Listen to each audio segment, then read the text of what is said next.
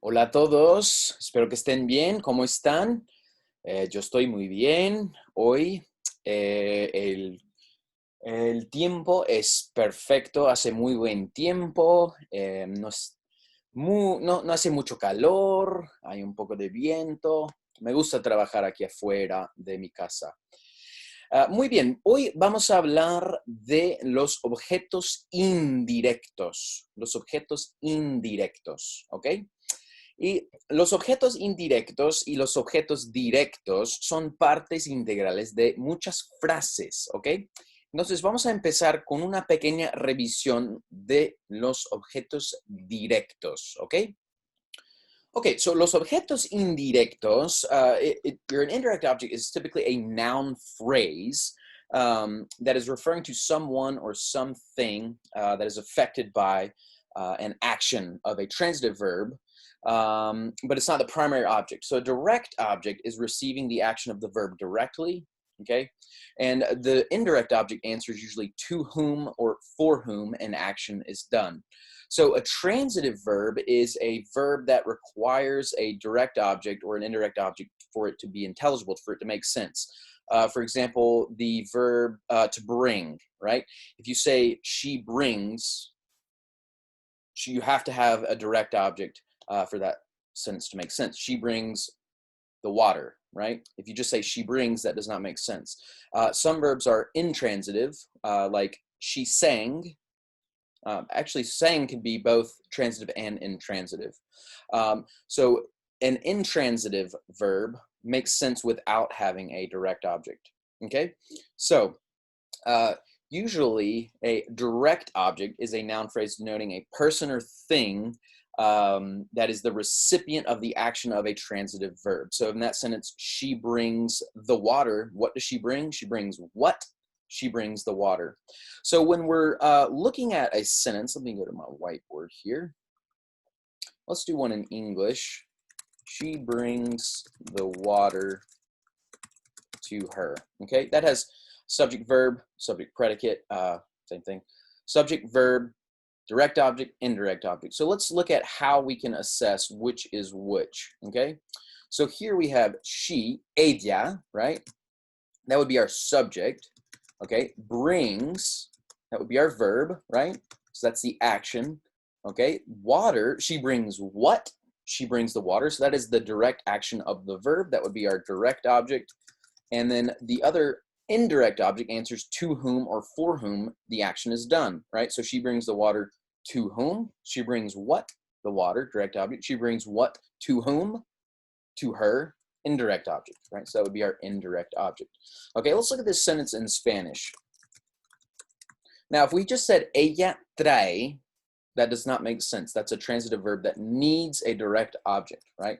Ella trae el agua a ella. All right, now, we looked in chapter 5 in Spanish 1101 at our direct object pronouns, okay? And let's do a quick reminder of those. So for the first person singular, it's going to be me, right? For the first person or second person singular, it's going to be te.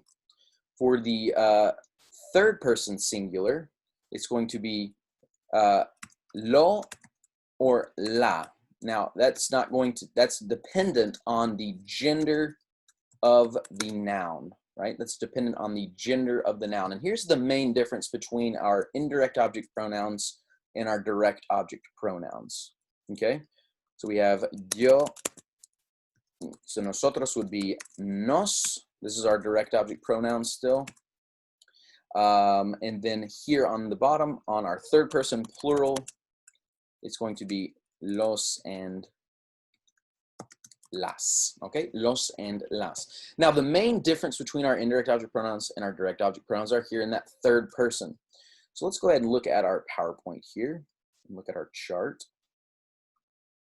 And it will show you the differences between our indirect object pronouns and our direct object pronouns in that third person. So they're the same for the first two persons. Typically, you're not going to use a direct object as much using a person, but it definitely happens, right? She brings her to him, right? So her would be the direct object. Like say if you're talking about a child, she brings her to him, right? So the direct object would be her, the indirect object would be to him, right? Okay, very good. So here are indirect object pronouns, me, te, le, right? That would be to you, formal, to him or to her. And then les in the third person plural, to you, plural, for them, to them, okay? So our main difference lies here, right? Because we're not saying le and les for our direct object pronouns, we're saying lo, la, los, and las, and that's why those are gendered, right? So our indirect object pronouns are le and les. And that, again, remember, it answers to whom or for whom an action is done.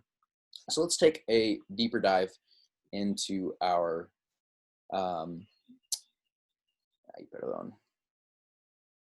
let's take a deeper dive into these indirect object pronouns. So we've already learned that our direct object pronouns receive the action of the verb directly, whereas the indirect object receives the action of the verb indirectly, okay? So let's look at this sentence. Roberto le presta, okay, we have our subject, our verb, our direct object. She lends what? She lends 100 pesos, 100 pesos. To whom? To Luisa, a Luisa. So that can be replaced with our indirect object pronoun. Now, essentially all we're doing with these pronouns, remember, is replacing another noun, right? Instead of saying a Luisa to Luisa, we're just saying her, right? So this sentence in English, Roberto lends 100 pesos to Luisa, okay? That would be using the indirect object, but if we were to use the indirect object pronoun, Roberto lends her 100 pesos, okay? Now this is just a way to shorten our speech, to not have to say the long form of the indirect object pronoun or the direct object pronoun, each long form of the indirect object or the direct object. And this is just a way to shorten our speech to make things easier to say and to not have to keep repeating ourselves, right? So it's just shortening. You're replacing a longer noun with the pronoun.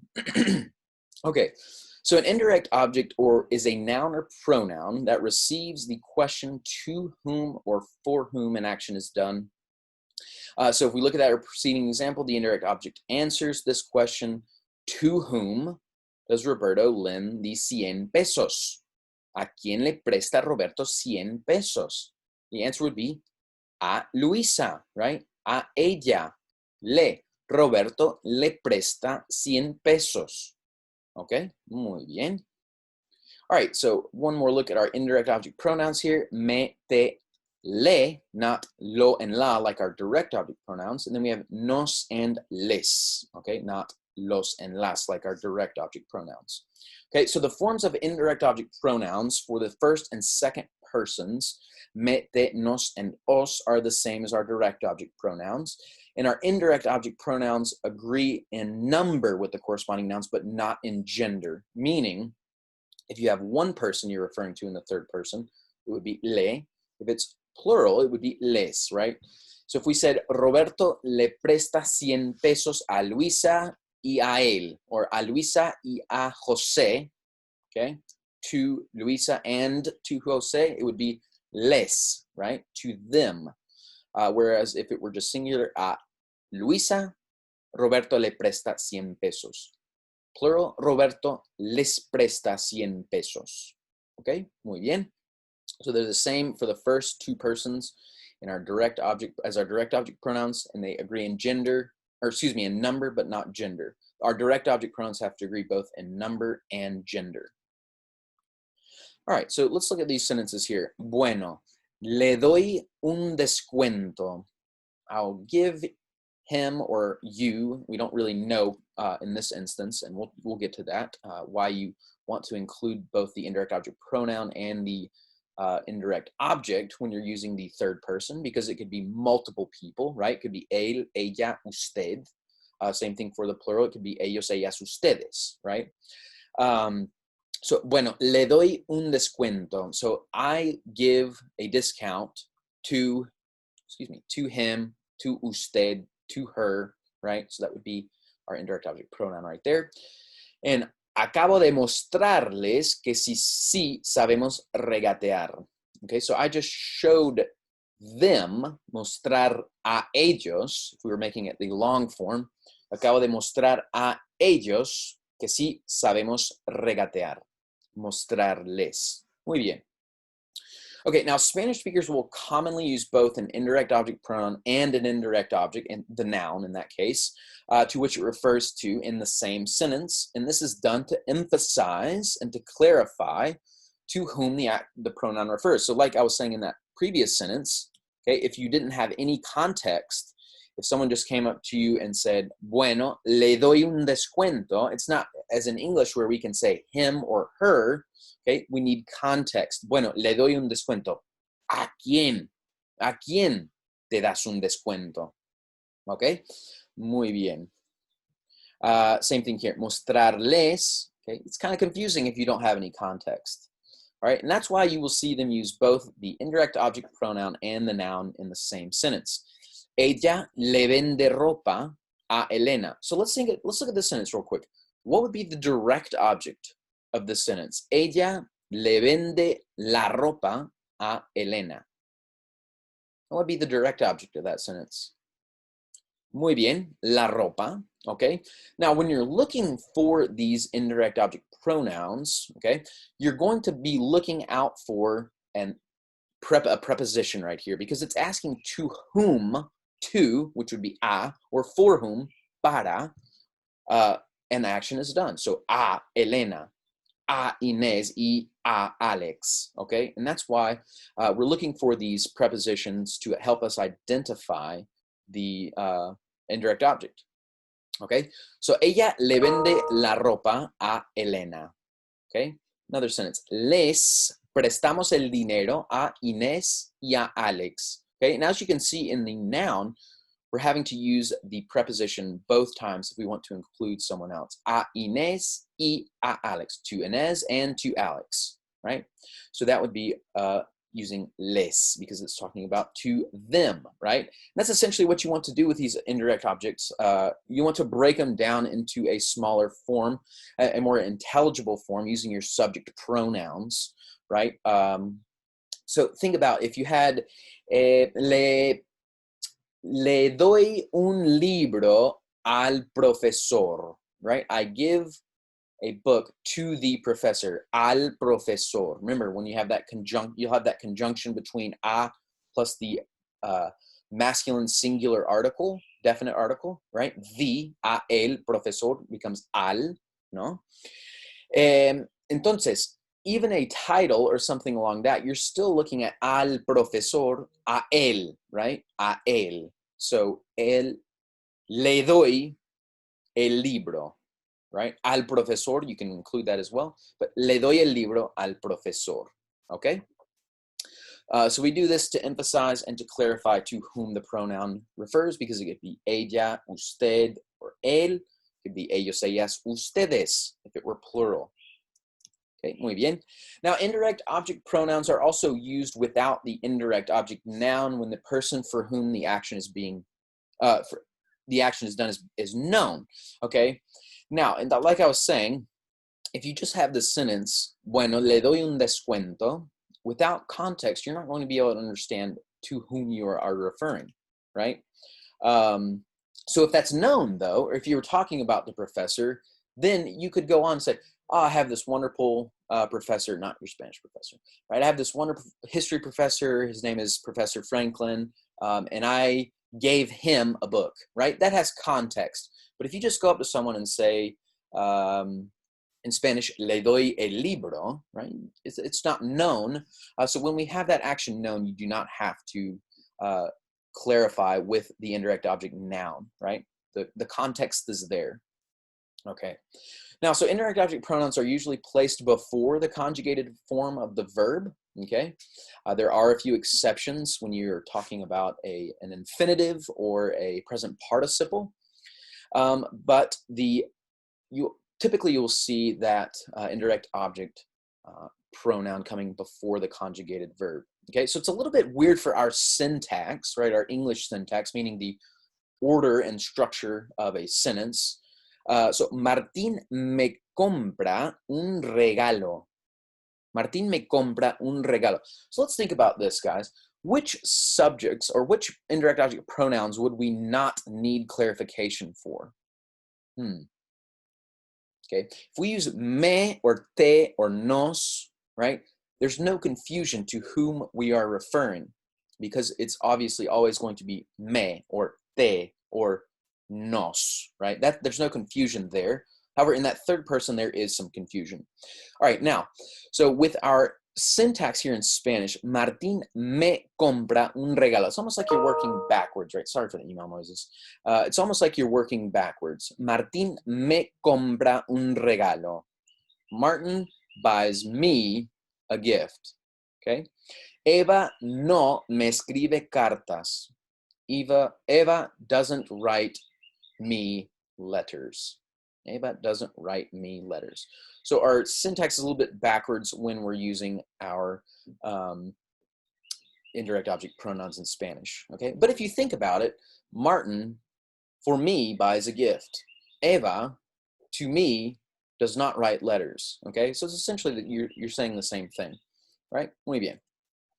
Now, when a conjugated verb is followed by an infinitive or the present progressive, the indirect object pronoun may be placed before the conjugated verb or attached to the infinitive or present participle, okay? Now, so let's look at this.